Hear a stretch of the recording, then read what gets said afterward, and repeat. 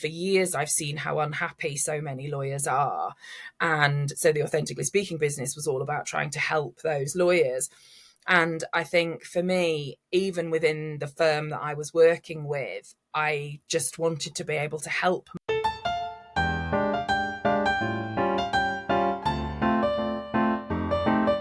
So, welcome to the You Are Lawyer podcast. Hannah Beko, how are you today? Very well, thank you.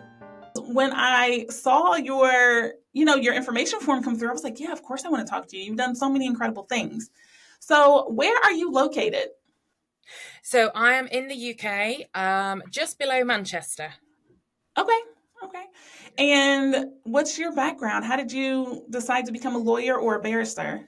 What happened? So I'm a real estate lawyer, and I've done that Okay. for 17, 18 years now, which makes me feel really, really old. How I became a lawyer, I was 13 years old in school, and we had these computer systems that you filled out what you were good at and what you liked, and then it threw out what careers you should have. Mine didn't say lawyer, but I didn't like any of the things that it threw out. So basically, I wanted a desk, a briefcase, and a computer. And on that basis, decided to become a lawyer at 13 years old. Didn't have a clue what it involved. Yeah. But wait a minute. So, do you remember what the other options were? Were they like therapist or counselor? So they were politician or doctor, I remember. Interesting. And you're like, okay, thanks for the feedback, but I'm not going to do either of those. No, I'm not. Despite what my life has been like for the last few months, I'm not actually very good with sick people generally. And as I say, I wanted sort of clean. That's why I was thinking desk, computer, briefcase. Politician, I mean, that could have been interesting, but no, not for me. Okay. All right, cool. So, what got you interested in real estate law? Like, I know when you go to law school, you pretty much have all the options in the world. Have you always been interested in property and things like that, or what? Yes. Yeah. I think I would have always ended up in property. That was always my view, even though I qualified as a litigator. So I did 2 years of litigation in the beginning, but I knew I would always end up in property. So my family are originally from Cambridge in the UK, a big farming family. So my granddad had land and the farm and all that sort of thing. So I think it's funny because even now, my mum and I really like a nice garden. If we buy any houses, it's got to have garden. If you look out the window and there's no land, we don't want it. That's not a home for us. So there's always been a thing about, you can imagine farming family has a thing about land. How many cows do you have if you're marrying off a daughter? How much land do you have? So I think it's always been there growing up, and things like my parents always had buy-to-let properties and things like that. So I got my first buy-to-let property when I was about 23. So I had 2 buy-to-let properties before I even owned a home. So I think I was always going to be in property. Yeah. Okay. So you got these buy-to-let properties, which is when you own the property and you're basically managing it and you have tenants? Yes. Yeah. Okay. That's right. That sounds really stressful. Did you enjoy that? I don't really do it anymore. So I had them so I've still got one, which I will get rid of in the next couple of years, but I've got a very long-term tenant in there. And I got rid of the only other one I had about 6 months ago. So I'd had them for nearly 20 years. But no, with my just a few, it was just far too much stress. And with interest rates and all the crazy things that have happened over the last, 10 years plus, really. It's not the business that it was, unless you have lots and lots of them. So no, I'm coming out of that market. A lot of my clients, that's what they do. I act for a lot of clients, investors and developers in my legal work, but it's not something I want to do personally anymore. Okay. All right. So what I find so fascinating is that you wear many hats because you do a lot of different things. You're running 3 businesses right now? Probably, yes, you could 2 or 3, depending on how you look at it, yes. Okay. And what are those? Can you share a little bit of detail? Yeah. So I've been self-employed as a property lawyer since 2012. So I guess that's business one, if you like. That's the first time I left sort of big law and set up on my own as a consultant. So that's my longest business, if you like. And I still do a bit of that. As I say, I've got some investor and developer clients, and I still do a bit of that work now to keep my hand in, as it were, and look after those clients. And then I set up the next business, which is called Authentically Speaking, to train and coach lawyers in 2016. So I've been doing that for a few years now. And then almost 2 years ago, I became co-director of a small law firm. So that is, if you like, the third business. And I'm one of three directors in that business as well. So yes, I own and manage a small firm as well. Yeah. So let's talk about the small firm and then we'll get to authentically speaking. What is it like as a co-manager? Is that, very high level? You're just looking at the operations of it, or what does that entail? So when I originally joined them, I was coming in to do sort of training, business coaching for those people who wanted it, who wanted to sort of grow their businesses and that sort of thing, be involved in the recruitment, the sort of growing of the business. It's been an interesting journey. There's been a lot of changes in the business, even in the couple of years that I've been in it. It looks different to what I think we all expected as owners, but it's really exciting because there's a lot of in many ways, the business has had to reinvent itself a number of times, even before I became involved in it. And it feels like we're on the cusp of sort of another reinvention now. So it is a really exciting time where we're bringing in new people. That's the really great thing for me, is being able to meet great lawyers. And this is why I wanted the opportunity actually to become an owner and a manager, because it's not something I ever wanted. I wasn't a baby lawyer saying I want to become an equity partner and own my own firm. That was never anything that I wanted to do. But actually, when I was offered the opportunity to see great lawyers and see their potential, which maybe their firms are not seeing in them, and to bring them in and look after them and help them develop, that's what really brought me to this role. So the ability to do that is fantastic. That's what I really like about it. And so, what really excites me about what you're saying is that you didn't see yourself in this role and now you're doing it, which I love. How did you give yourself permission to kind of change or to take on a challenge that you had never anticipated? I was looking for a new place to call home, if you like. So a new place to call home for my property work, but also where I could be more involved with the people. For years, and it's the reason Authentically Speaking started, for years I've seen how unhappy so many lawyers are.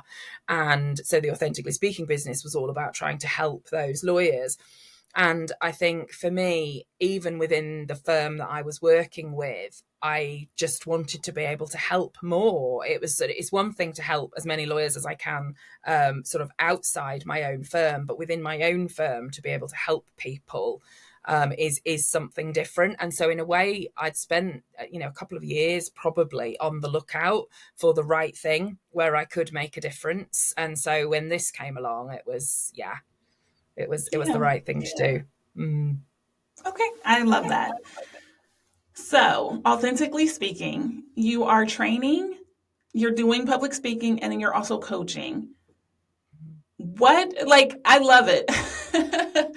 What gets you so excited about all of those, right? Because I think that lawyers, many of us are naturally public speakers. We're really comfortable with sharing because, you're advocating for yourself and your own ideas.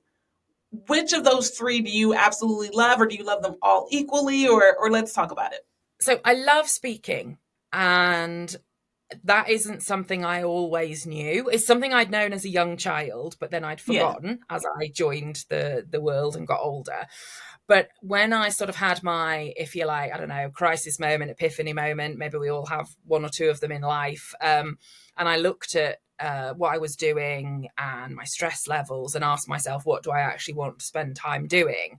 Speaking was the thing that came out. And so that's when I sort of started dipping my toe in the water, just talking to small groups of people about things that I was passionate about.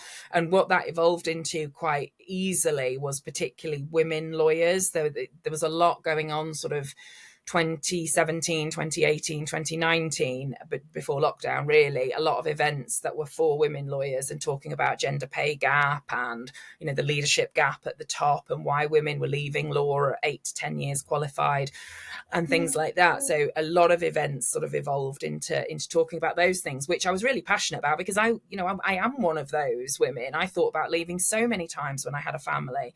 And so it naturally sort of evolved into talking about those things that I was really passionate about, which I loved. And then, so I love doing it. I will stand up and talk to anybody about anything because I just love doing it. But what the second part of it that I really love is the ability to help people make change.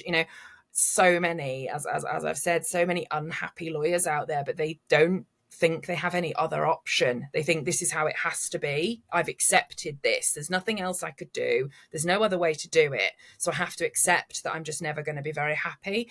And actually to be able to, within a talk, a workshop or whatever, to have people realize that actually it could be a little bit different and it could be better is just fantastic. It's not like work.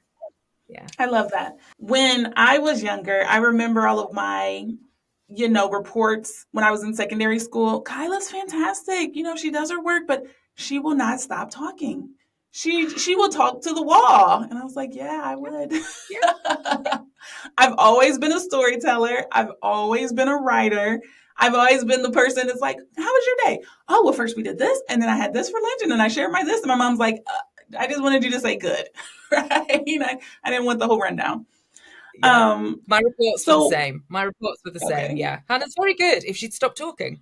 So yes, now it's interesting with my son when I sit down and they say, oh yes, he's doing really well if he could stop talking. I'm like, let him do a little bit of talking, please. It'll be good for his future. It'll be good for him. And plus he gets it, honestly, he gets it from you. It's fine. It's fine. Yeah.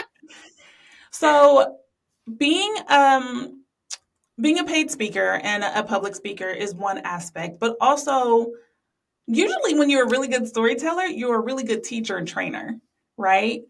And so your transition to also helping other women lawyers, did you enjoy the training piece of it? Is it like recorded trainings that you have, or is the public speaking tied in with trainings where you go out and you train the younger lawyers?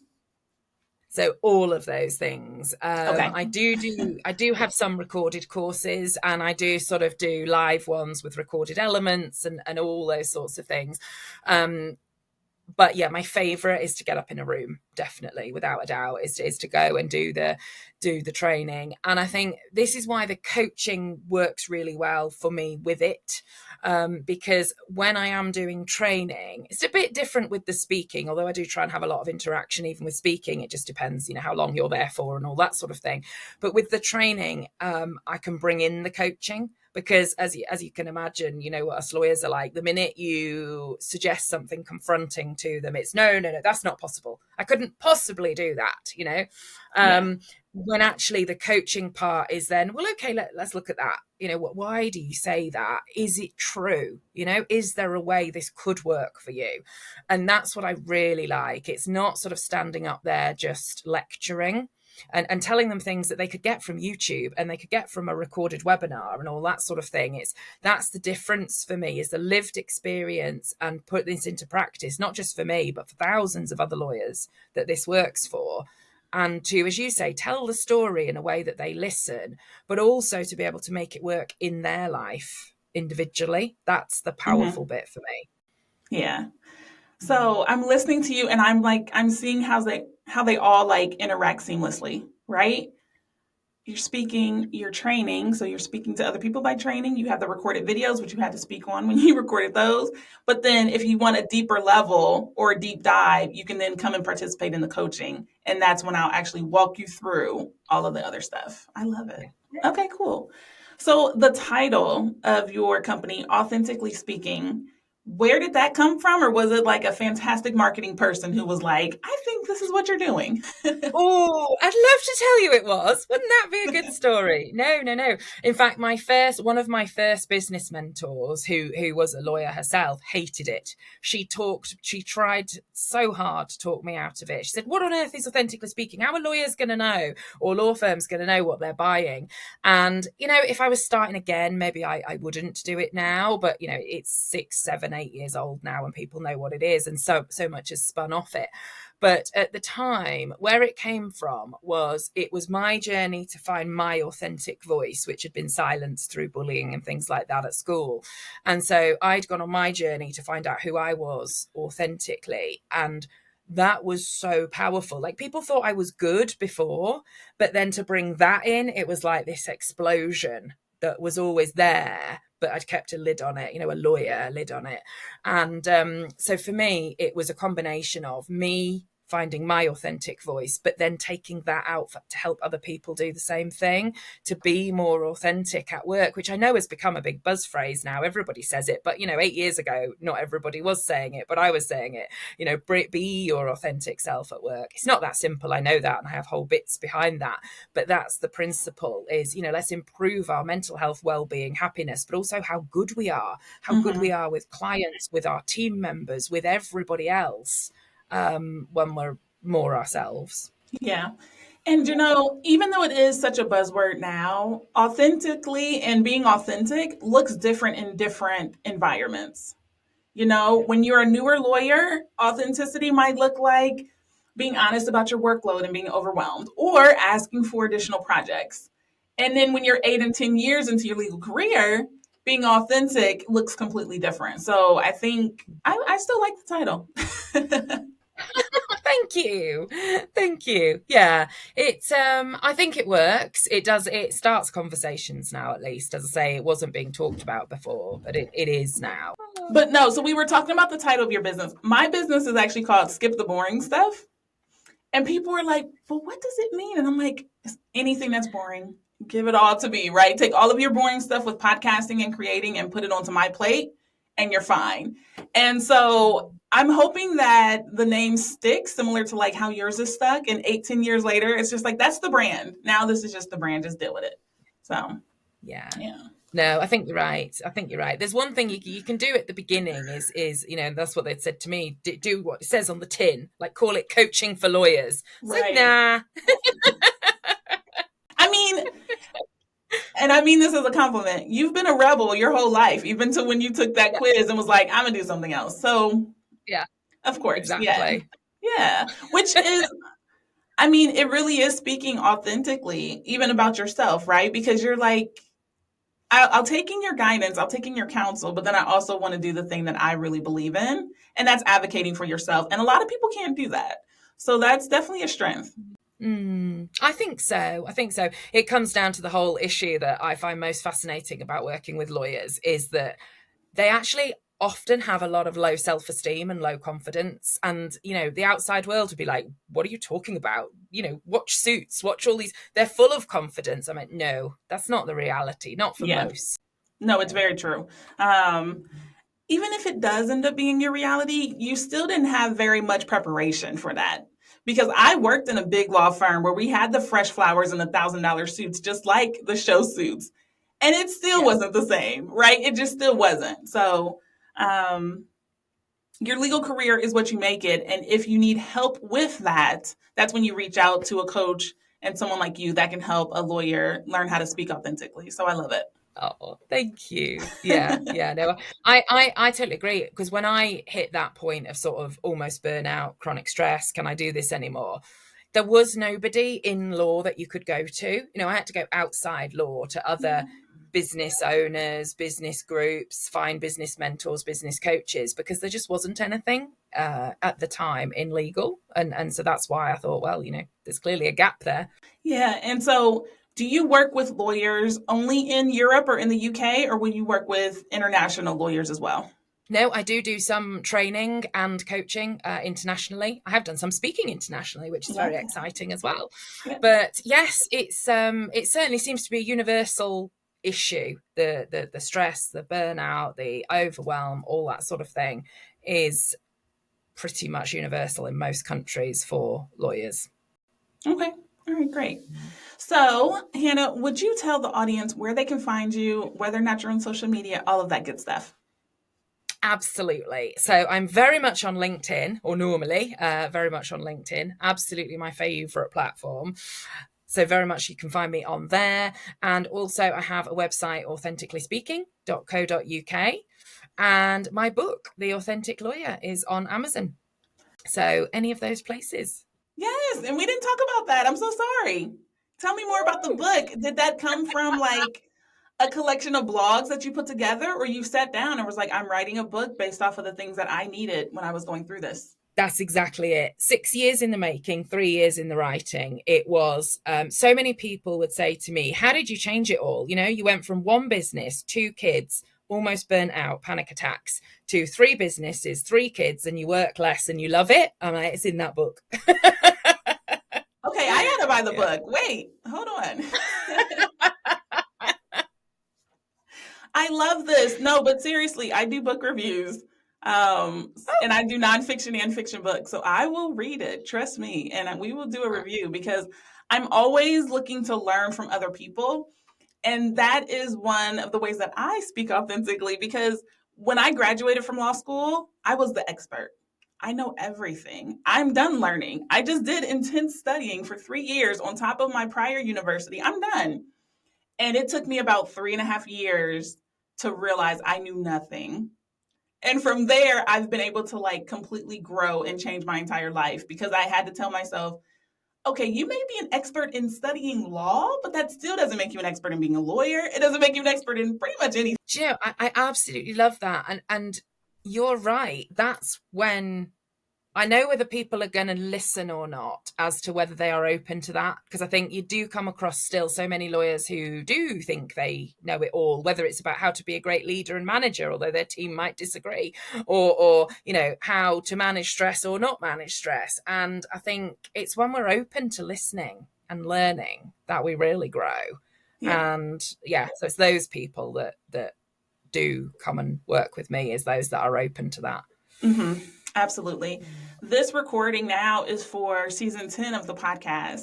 And I'll tell you, I had to talk to about maybe 12 lawyers who were also coaches before like the bug got in my ear. And I was like, coaching. Okay, I have a therapist, but how could coaching help me? Right? I'm listening to these lawyers and they're like, oh, I'm a coach and I do this. And I'm like, okay. And let me tell you, I signed up for my first coach. I had 4 before the year was out because I was like, oh my goodness, Oh it's yeah. such an elevator. I was like, how had I missed this? Like now I am the biggest fan of coaching. So, Oh, I couldn't agree with you more. It was actually a therapist, he wasn't a very good one, that told me about life coaching. I had no idea. So I was with her because I was a bit, you know, chronic stress, burnout, panic attacks, thought better go and see a therapist.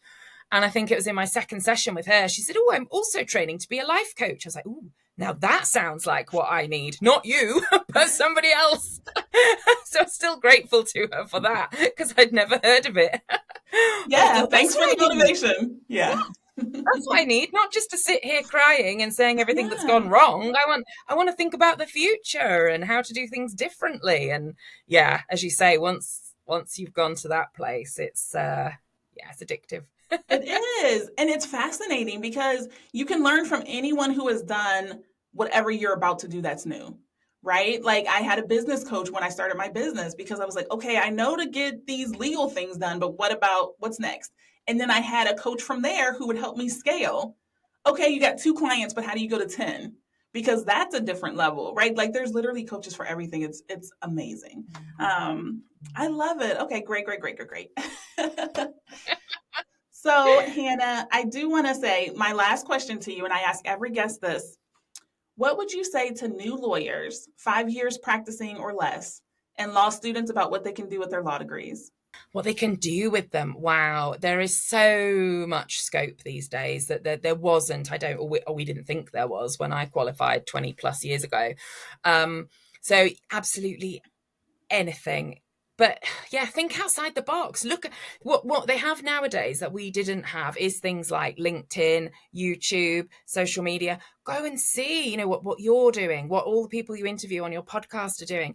There's so many people that they can learn from. And even if they start off working in law, they might decide to change, or they might decide to do it like I do alongside other things. It doesn't have to be all or nothing. But, you know, there is training, there is teaching, there is coaching, there's mentoring. And that's just some of it. There's Yeah, so much they can do. Yeah. I love that. So, what you can do with your law degree is realize there's still so much you got to learn. That's step one. Yeah. And then from there, you can literally do anything.